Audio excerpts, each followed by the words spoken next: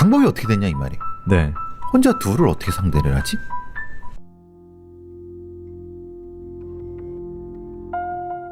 분홍집. 회색 벽과 갈색 벽돌집들 사이에 버젓이 있는 분홍색 벽의 집. 다세대 주택 사이 꽃 한 송이 같던 그 집에서 그런 일이 벌어질 거라곤 아무도 생각 못했습니다.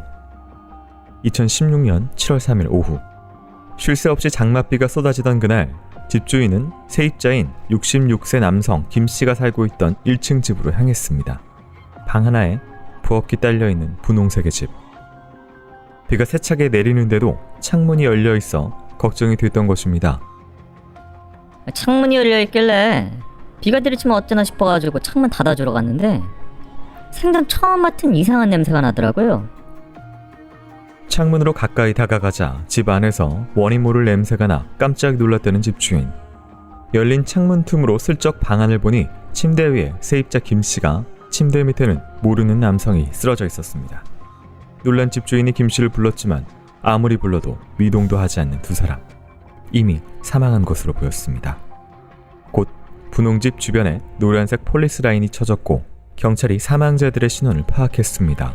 그런데 처음에 신고받았을 때는 사망한 분이 세입자 김모 씨라고 파악됐었는데 현장을 확인해보니까 전혀 관련이 없는 남성들이었습니다. 사망해 있던 남성들은 세입자 김 씨와 일면식도 없던 53살의 양 씨와 45살의 허 씨였습니다. 이들은 부산역에서 지내던 노숙인으로 며칠째 행방이 묘연했는데 부산역 인근의 주택에서 사망한 채 발견됐던 것입니다. 누군가에게 공격을 당한 것으로 보이는 두 사람. 사망한 지 약 3-4일 정도로 추정되는데 높은 습도와 더위 때문에 부패가 상당히 진행된 상태였습니다. 45살의 허 씨는 침대 밑에서 발견됐는데 사인은 경부 압박 질식사. 목에는 여성용 스카프가 둘러진 채 앞에서 한번 교차돼 있었습니다. 침대 위에서 사망해 있던 사람은 53살의 양 씨. 그런데 양 씨는 허 씨보다 심한 공격을 받은 상태였습니다. 목을 15회, 가슴을 8회, 배를 4회 찔려 총 27군데 상처가 있었습니다. 시신 근처에는 범행 도구로 보이는 칼날 길이 13cm의 과도가 떨어져 있었습니다. 도대체 이들은 왜 세입자 김씨와 동거인의 집에서 시신으로 발견된 것일까? 그리고 세입자 김씨는 어디에 있는 것일까? 경찰은 집주인에게서 묘한 이야기를 들었습니다. 집주인 진술로는 시신 발견된 7월 3일하고 그 전인 6월 30일 총 2차례 세입자한테 전화가 왔다는 거예요. 이종 사촌 동생이 찾아올 건데 절대로 문 열어주면 안 된다, 이렇게요. 그런데 조사를 해보니 김 씨에게는 이종 사촌 동생은 물론 친척이 거의 없었습니다. 대체 그는 왜 이런 말을 했던 것일까? 대신 김 씨와 함께 살고 있던 남성이 있었는데 며칠 전 둘이 크게 싸운 후 동거인이 집을 나간 상태였습니다. 조사 결과 동거인은 현재 김 씨가 어디에 있는지 전혀 모르는 상황. 대체 김 씨와 일면식도 없던 두 명의 노숙인 사이에 무슨 일이 있었던 것일까? 두 사람의 죽음에 얽힌 미스터리를 풀기 위해 경찰은 김 씨의 뒤를 쫓기 시작했습니다.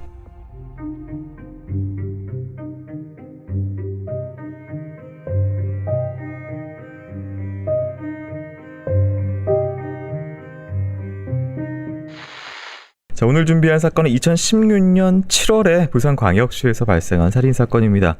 부산역에서 노숙을 하던 노숙인 양씨, 허씨가 주택에서 사망한 채 발견이 됐었는데요. 당시 이제 새들고 살고 있던 김씨의 행동은 묘연한 상태였고요. 사망한 두 사람의 몸에서는 취할 정도의 알코올 성분이 발견됐습니다. 두 사람은 모두 보통 키, 보통 체격이었고요. 세입자였던 김씨는 키 155에 몸무게 50kg으로 다소 왜소한 체격이었습니다. 근데 집에 살고 있던 사람이 사라지고 있고 두 사람이 모르던 사람이 나타나서 사망했으니까 일단은 사라진 김 씨를 찾는 건 가장 관건이겠고요. 노숙인이었던 거고 그리고 집에서 둘이 이렇게 동시에 발견됐던 점, 이거 어떻게 보실까요? 방문을 했던 분들이 사망해 있는 건데 상당히 오버킬이 날 정도로 많이 찔린 상태, 그리고 술, 음주 상태 아니면 음주 이런 상태인 거고, 대신에 그 세입자가 키가 좀 작고 몸무게가 작았다. 근데 돌아가신 분들은 보통이면 오버킬이 난 이유는 알 수도 있겠다.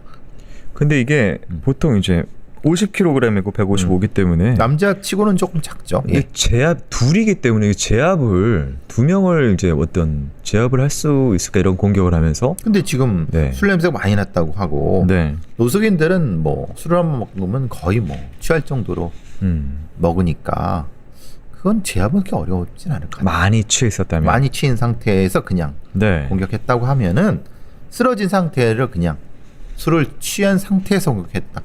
그럴 것 같아요. 왜냐하면 목을 15번, 가슴을 8회, 배를 사회에 찌를 정도면은 이게 무슨 저항이라든가 아니면 뭔가 이렇게 뒤틀림 같은 것이 있어야 되는데 그게 아니라고 하면 그건 그냥 취한 상태에서 네. 공격을 당했다고 보는 게 맞는 것 같아요. 네. 그러니까 시신을 말씀하셨다시피 27번의 공격당한 게 한 명 있었고요. 한 분은 목을 이제 스카프로 이용해서 질식사, 경부 압박 질식사로 이제 판단이 됐었고 침대 위와 바닥에서는 혈흔이 발견됐고 이제 칼 과도가 13cm의 과도가 바닥에 있었다라는 것은 13은 큰 칼이 아니에요. 요만한 거예요. 네. 날만 하면 이 정도죠. 진짜 과도예요. 네. 요거 13cm 요거니까 그냥 그걸로 작은 걸로 작은 사람이 작은 걸로 오버킬. 네. 그러니까 연결은 되죠.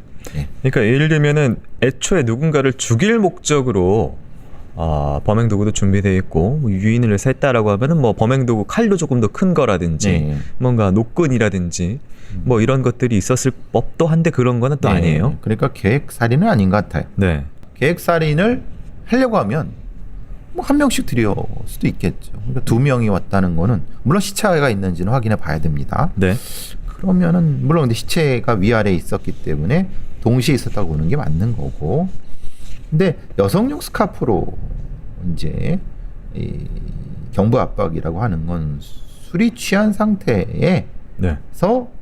질식해서 죽인 그런 거로 보는 게 맞는 것 같아요.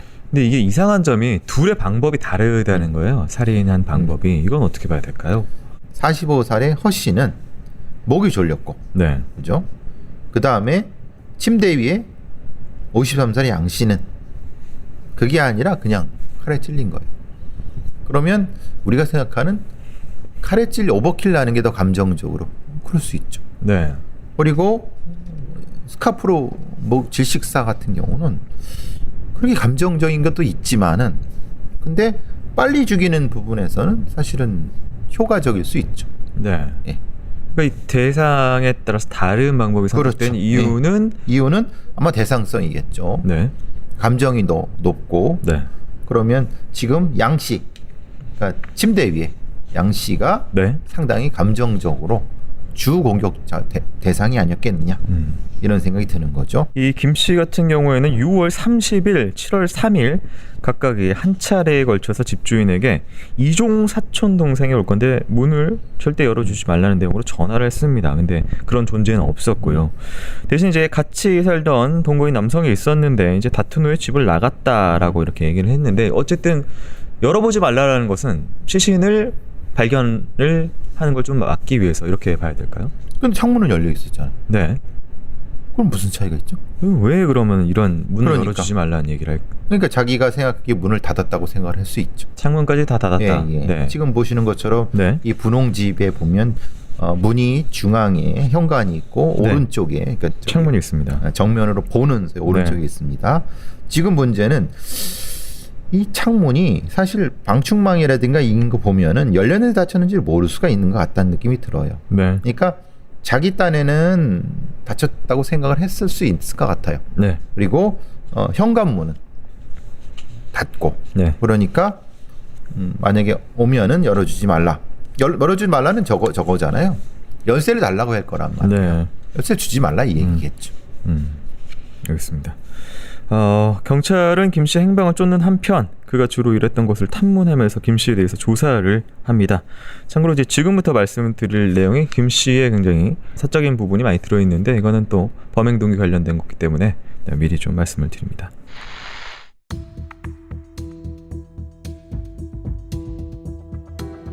(66살의) 김 씨가 세대로 살던 집에는 여성용 구두와 옷 그리고 분홍색 한복이 있었습니다. 모두 김 씨가 착용하는 것으로 그는 평소 긴 머리 가발을 쓰고 치마를 입는 등 여장을 하고 다녔습니다. 김 씨는 엿장수로 생계를 유지해온 사람으로 여성 한복을 입고 각설이 공연을 했습니다. 각설이 분장을 하고 전국을 누비며 살던 김 씨. 사건 발생 1년 전부터는 자갈치 시장에서 공연을 했습니다. 겉모습만 보면은 누가 봐도 여자로 착각할 정도로 완벽했어요. 평소에도 여자 옷 입고 여자 가방 들고 손톱에 매니큐어까지 칠하고. 근데 여장 취향인 줄만 알았지 이게 남자 데리고 집에 가는 줄은 몰랐어요. 김 씨의 여장이 얼마나 완벽했는지 그가 살던 동네에서는 김 씨를 누나라고 부르며 따라다니는 50대 남성도 있었습니다. 김 씨의 취향이 좀 독특하긴 했지만 동네 주민들이 기억하는 김 씨는 기초수급자로 힘들게 살아가는 할아버지였습니다. 주민들이 음식을 나눠주면 연신 고맙다고 인사를 하는 착한 할아버지. 그런 김 씨가 왜 살인 용의자가 된 것일까? 경찰은 김 씨가 집주인에게 전화를 건 번호를 추적했습니다. 번호 줘야 하니까 경남 양산에 있는 정신병원이더라고요. 김 씨가 2006년경부터 알코올 중독 치료를 한다고 입퇴원을 몇 번 했던 병원으로 확인됐습니다. 2006년부터 알코올 중독 치료를 위해 스스로 병원에 입원했던 김 씨. 그는 사건 이후 이 정신병원에 숨어 있었습니다. 병원으로 찾아가 김 씨를 체포한 경찰. 그는 반항하지 않고 순순히 범행을 인정했습니다. 그런데 살인을 한 이유가 이해할 수 없는 것이었습니다. 내가 물론 술을 취해서도 그랬지만 둘이서 싸우니까 떨어지라니까 안 떨어지길래 근데 힘도 없지. 말리려고 하니까 안 되지. 또 싸우지 말라고 한 게 그렇게 되어버렸습니다. 싸우던 두 사람을 말리다가 살인을 하게 됐다고 주장하는 김 씨. 그가 이야기한 구체적인 범행 동기는 이랬습니다. 노숙인 2명을 집으로 데리고 와 술을 마시려고 했는데 두 사람이 서로 먼저 김 씨와 성관계를 갖겠다고 싸우기 시작했다는 겁니다. 그때 김 씨는 주방에서 칼을 들고 안주를 만들고 있었는데 두 사람이 싸우자 싸움을 말렸다고 했습니다. 그런데 양 씨가 갑자기 말리는 자신에게 욕설을 해서 살해했다는 겁니다. 도대체 어떤 욕설을 했길래 사람을 27번이나 찔러 살해했던 것일까? 또 옆에 있던 허 씨는 왜 살해했던 것일까? 체포된 김 씨는 계속 이해할 수 없는 말만 늘어놓았습니다.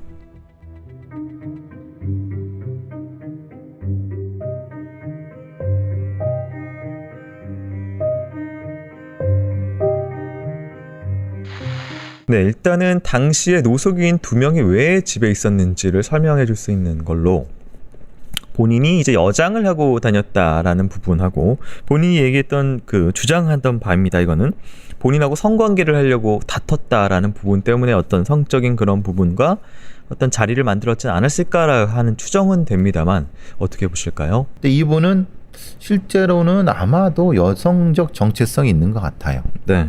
근데 그런 수술이나 이런 것을 하지 않은 그러니까 성정체성이 다른 분 같아요. 그래서 이런 형태로 이제 여장을 하고 다니고 그러니까 사실 여장을 하고 다니는 게 아니라 자기가 여자라고 생각하고 네. 여장을 한 거죠. 그러니까 그걸 굳이 뭐 다른 색감경을 어떻게 볼 수 없어요. 볼 네. 필요 없어요. 그냥 이분은 성 정체성이 이런 건데. 네.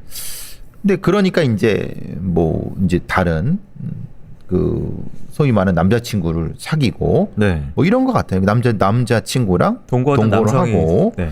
뭐 그랬던 것 같아요. 그러다가 이제 남자친구가 나가니까 다른 남성 노숙인 2명을 데리고 같이 뭐 술을 마시려 했고 뭐 이런 형태. 그거는 딱히 뭐 특별히 뭐 문제가 있거나 그런 건 아닌데 네. 그 다음이 문제죠. 여기서 말한 허 씨와 양 씨가 네. 싸웠다는 건 뭐 노숙인들이 술 먹고 그러니까 싸우긴 그때 이제 김 씨에 대한 욕을 했다는 거. 근데 사실 그 욕이 사실 모욕적일 수 있죠. 그죠? 네. 네, 성 정체성 관련된. 그래서 그게 갑자기 이 사람을 흥분시켜 갖고 그러면 이 정도로 할 수 있을 것 같다는 생각이 들어요. 근데 문제는 그거죠. 그럼 그때 허 씨는 어디 있었을까?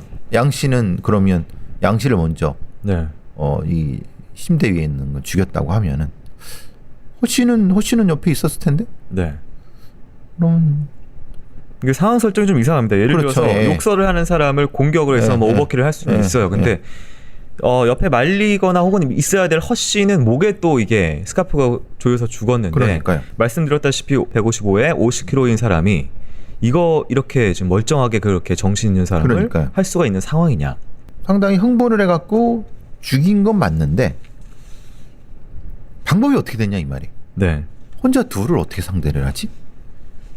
아니 뭐 그럴 수 있다. 왜냐하면 노숙인들이 사실은 술을 많이 먹고 몸이 허약해졌을 테니까 네. 제압이 그렇게 어렵진 않을 수도 있겠다는 생각도 하긴 하는데 네. 그거는 조금 더 해봐야 될 것 같아요. 실제로 실제 현장 검증을 해봐야 될 것 같다는 생각이 들어요. 네, 어쨌든 지금까지 밝혀진 바는 어떤 노숙인들이 거기에 있는 상황적인 것은 이제 이해가 되고 뭔가 갈등이 있는 성 정체성과 갈등이 있는 그건 그런- 모욕적인 얘기를 네, 해서 한 명의 오버킬은 설명이 되는데 설명이 되는데 전체적으로는 지금 뭔가 좀 비어 있는 그림이 그러니까요. 있는. 사건 재구성이 좀 안 되는데 네. 해봐야 될 것 같다는 생각이 들어요. 네. 김 씨는 왜 옆에 있던 허 씨까지 살해한 것인지 김 씨가 주장하는 사건의 전말에 대해서 한번 듣고 오도록 하겠습니다.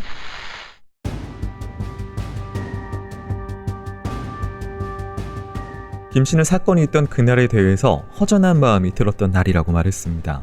함께 동거하며 의지하고 살던 남성이 다툰 후 집을 나가버렸기에 외로웠다고 했습니다.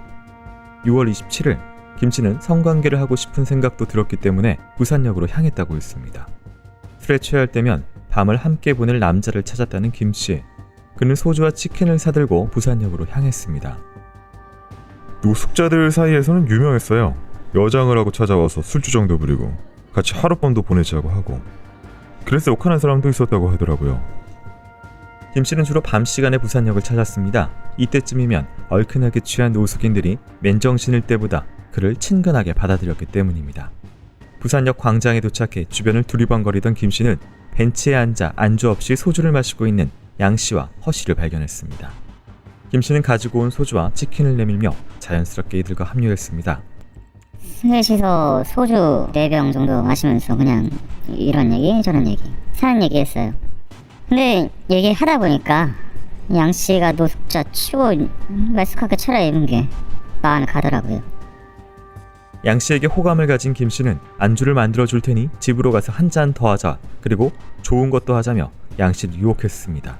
그런데 내가 양씨한테 추파를 주니까 옆에 있던 허씨도 눈치를 채가지고 자꾸 자기도 간다고 우기는 거예요. 그래서 할 수 없이 데리고 왔어요. 양 씨와 허 씨는 이미 술에 취해 비틀거리는 상태로 김 씨를 따라 나섰습니다. 부산역 인근의 집으로 향한 세 사람. 시간은 벌써 새벽 3시를 넘기고 있었습니다. 양 씨와 허 씨를 방 안으로 밀어넣은 김 씨는 주방에서 안주를 만들기 시작했는데 갑자기 방에서 크게 싸우는 소리가 들려왔습니다. 김 씨의 주장으로는 양 씨와 허 씨가 서로 먼저 김 씨와 성관계를 하겠다고 싸웠다는 겁니다. 손에 작은 과도를 들고 안주를 만들던 김 씨는 조용히 하라며 소리를 질렀습니다. 하지만 잠잠해지기는커녕 몸싸움을 시작했다는 두 사람. 결국 과도를 손에 든 채 김 씨가 싸움을 말리러 가 두 사람을 떼어놓으려고 했습니다. 그러나 양 씨가 말리던 김 씨에게 갑자기 욕설을 퍼부었고, 이에 화가 난 김 씨가 손에 들고 있던 과도로 양 씨를 찔렀다고 했습니다. 그렇다면 옆에 있던 허 씨는 왜 살해한 것일까? 아니 날 안 말리잖아요. 내가 칼로 계속 찌르는데 날 말리지도 않고 술 취해가지고 정신도 못 차리니까 그래서 넘어뜨리고 스카프로 5분 동안 목을 졸랐어요. 김 씨는 두 사람을 살해한 동기에 대해 또 이런 진술을 하기도 했습니다. 싸움을 말리던 중 과거 자신에게 사기를 쳤던 지인이 떠올라 두 사람을 살해했다. 스카프로 목을 조른 허 씨에 대해서는 이런 주장도 했습니다. 허 씨 때문에 양 씨와 성관계를 못하게 돼 얄미운 생각이 들어 화가 났다. 대체 김 씨의 진짜 범행 동기는 무엇이었을까? 그런데 경찰 조사에서 충격적인 사실이 밝혀졌습니다. 이미 김 씨가 살인죄로 형을 살고 나온 전과자였던 것입니다.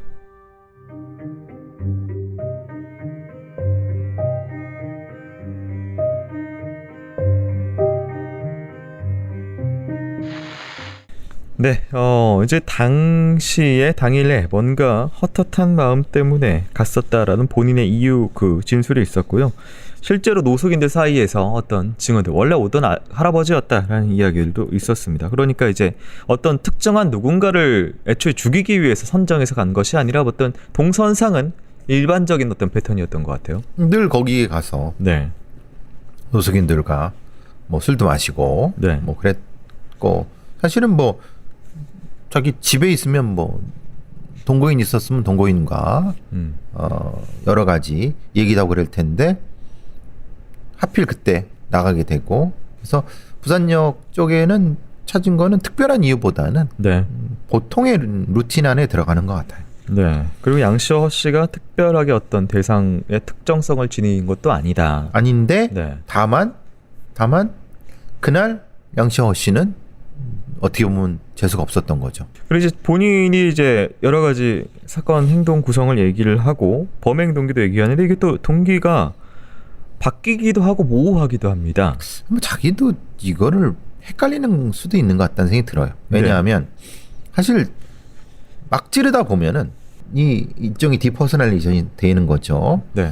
과거에 자기를 사귀었던 지인도 떠올라서 욕을 한단 말이에요. 그럼 그 욕에 화가 나서 찌르는데 그 또 찌르는 과정에서 또 옛날 자기가 한테 나쁜 짓을 했는. 그러니까 이거는 아마 이 사람의 정신 상태로는 가능한 것 같아요. 약간 네. 좀 정신적으로 조금 좀 힘든 상황에 있는 사람일 수도 있는 거죠. 지금 이상으로 봐서는. 네. 그리고 중간에 이제 알코올 중독으로 치료를 그러니까. 받으려는 경력도 있기 그래서 때문에 그게 헷갈릴 수도 있는 것 같아요. 네.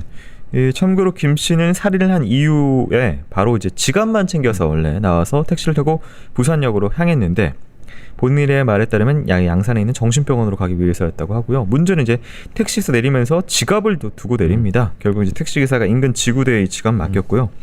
김 씨는 이제 부산역에서 다시 되돌아와서 그 지갑을 찾아가는데 지갑을 찾은 양 씨가 간 곳은 정신병원이 아니라 바로 또 자신의 집, 시신이 있는 집으로 돌아가서 짐을 갑자기 또 챙긴 다음에 다시 또 병원으로 이동을 하고 다음날 집주인에게 그 전화, 이종사촌 관련된 그 전화를 건 상황이었다고 그러니까 합니다. 이제 계획성은 전혀 없는 거고. 네, 그러니까 자기가 흥분해서 네, 살해하고 도망가야 되겠다고 했는데 돈이 없으면 못 가고. 네. 돈을 찾으니까 갑자기 옷도 필요하지 않나 뭐 그렇지. 이런 건가요? 다시 와서 네. 찾고. 음. 계획성은 전혀 느껴지지 않죠. 그리고 이제 이 사람 개인의 어떤 프로필에 대해서 보더라도 뭔가 이제 이성적으로 판단하고 움직이시는 그런 사람이 전혀 아닌 것 같아요. 예, 그러니까 내키는 대로 네. 지금의 감정대로 네. 공격하고 뭐 성관계도 갖고 동거도 하고 그런 사람으로 보이는 거죠. 네. 김 씨가 이미 살인죄로 형을 살고 나왔던 사건은 2008년입니다. 역시 부산에서 발생했던 사건인데요. 사건이 있던 그날 돌아가 보도록 하겠습니다.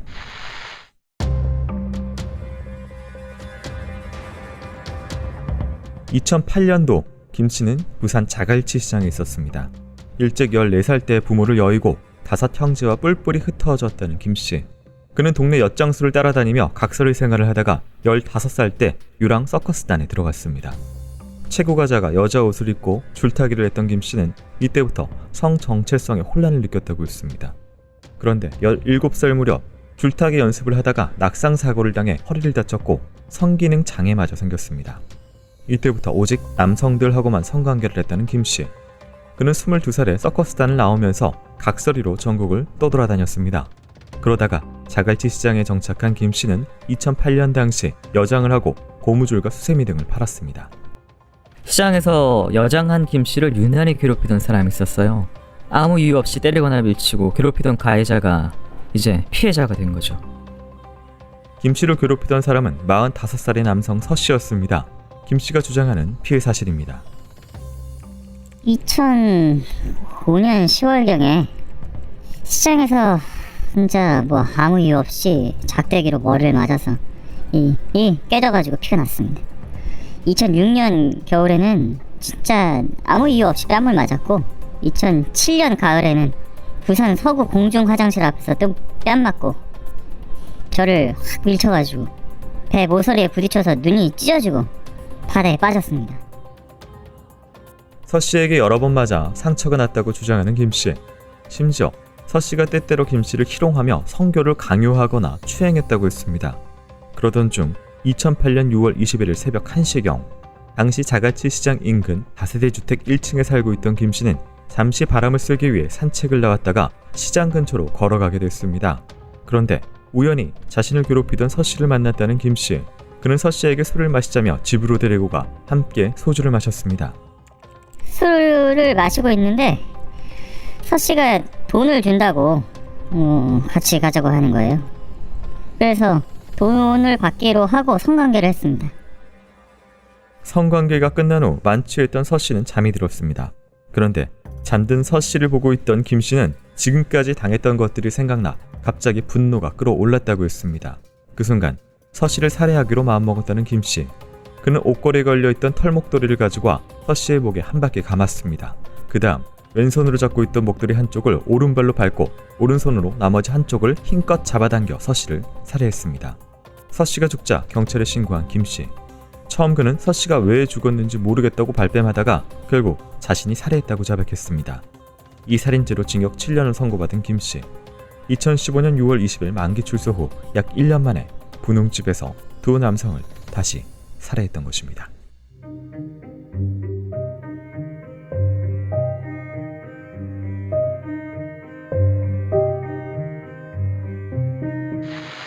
네, 김 씨가 2008년에 살인 전과가 있었는데요. 그 관련된 내용을 좀 살펴봤습니다. 본인 주장하고 살해 동기 등은 어떻게 보실까요? 서 씨가 김 씨를 괴롭혔던 건 맞는 거고, 네, 그에 대한 여러 사람들의 증언도 있고, 그리고 이 김 씨는 아마도 외모, 그리고 사고, 그리고 이 본인의 불행한 삶에서 성적 정체성 이런 것 때문에 아마도 상당히 혼란스러운 상황이었던 것 같아요. 거기에 이제 서치 같은 사람, 가해자 서씨 같은 사람이 네, 있었던 거고, 그래서 그냥 술을 마시자고 집에 데려왔다고 보는 보다는 사실은 죽이려고 들어온 것 같은 것, 제가 보기엔 그런 것 같아요. 네, 아마도 알리바이성 변명 같아요. 그러니까 말하자면 성관계를 하고 뭐 했다고 그래서 분노했다는 거는. 네, 근데 왜 죽였는지 이해를 하죠. 왜 김 씨가 서 씨를 네. 계속 괴롭히고 그랬다는 거. 그러니까 분노에 의한 것이다. 분노에 의한 건 되죠. 그리고 죽이는 방법도 허 씨 그 뒤에 네, 허 씨를 죽인 거와 똑같잖아요. 네, 그죠? 방법이. 네. 그러니까 이게 집에 누군가를 남자를 네. 데려오고 거기서 그 특히나 이제 목을 졸라서 그런 술을 상황. 먹이고 네, 이제 성관계는 있었는지 없었는지 그건 모르나. 모르겠고, 네. 예, 어쨌든 네, 그 다음에 성관계 있는지 없는지는 모르죠. 왜냐하면 그 서 씨 같은 경우도 성관계가 있었다고 하고 그래야지 이제 감형이 되니까 변호사들은 분명히 그 얘기를 했을 거예요. 네. 근데 그건 모르겠어요. 근데 제가 보기에는 그것보다는, 왜냐하면 자신을 괴롭혔던 애잖아요. 네. 그러니까 성관계보다는 네. 죽이려고 데려온 것 같아요. 그러니까 실제로 판결문 보면은 서 씨에게 괴롭힌당하고 추행당했다는 사실이 인정됐고요. 그리고 이제 가능성, 김 씨가 사건 당시에 만취해서 추행을 당하자 격분했을 가능성 또한 이제 판결문에서 인정이 된 부분이고, 이제 여기서 감형 요인일 텐데요. 평소 의존성, 알코올 의존성 증후군하고 정신분열증 가능성, 이것이 또 정신과 치료를 받은 경력들이 인정이 돼서 그러니까 심신미약이죠. 네, 심신미약이네 한마디로. 근데 심신미약이라고 하지만은 네, 살인의 계획성은 있는 거예요. 네, 그러니까 동기의 심신미약과 네. 살아온 과정 속에서의 그거는 참작이 가능하지만 네. 살해의 계획성과 고의성은 분명히 네. 있는 거예요. 근데 이게 굉장히 중요한 이유가 뒤에 이제 두 분이 돌아가셨잖아요. 예. 만일 이것이 여기선 지금 우발적인 것처럼 이제 진행이 돼가지고 판결까지 났는데 계획적인 어떤 범죄였다라고 한변은 뒤에도 사실은 이제 뭐 물론 감정적인 요소가 들어가긴 하지만, 네, 감정과 방법상의 일종의 여운 혹은 그것이 있었던 것 같아요. 그러니까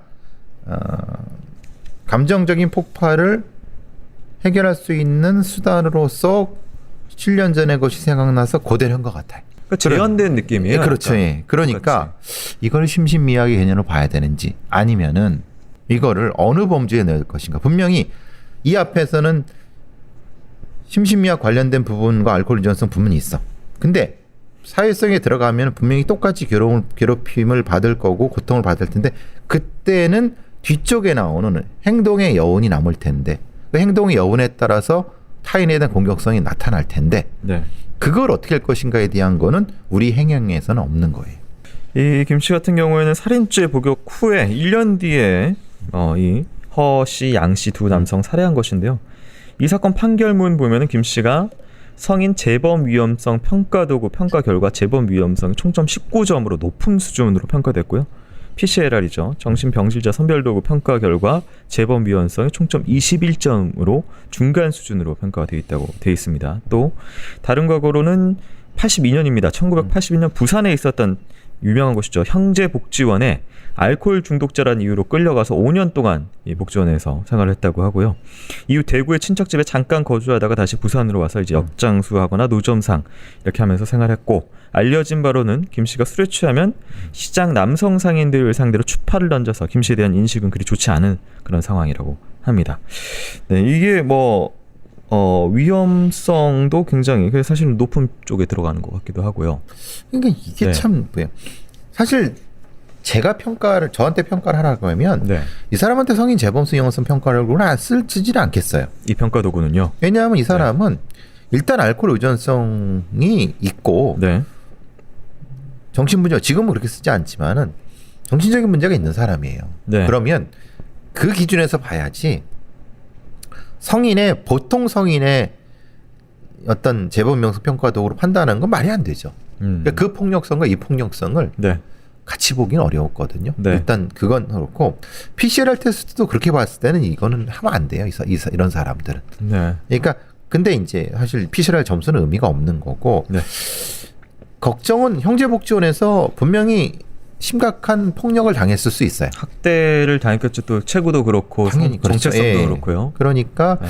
그 트라우마가 연결되는 수 있다는 생각이 드는 거고 네, 당연히 이런 분들이 이 소위 말하는 시장 상인들, 남성 상인들한테 이런 거 하기 때문에 인식이 안 좋죠. 당연히 동네에 거는. 근데 그거는 이 범죄하고는 사실 무관한 부분이에요. 이건 성 정체성이라든가 네. 이 성소수자의 문제와 연결되기 때문에 이건 논외로 하고, 그래서 앞에 서 씨에 대한 공격은 분명히 복수 어떤 부분 이유가 있죠. 네.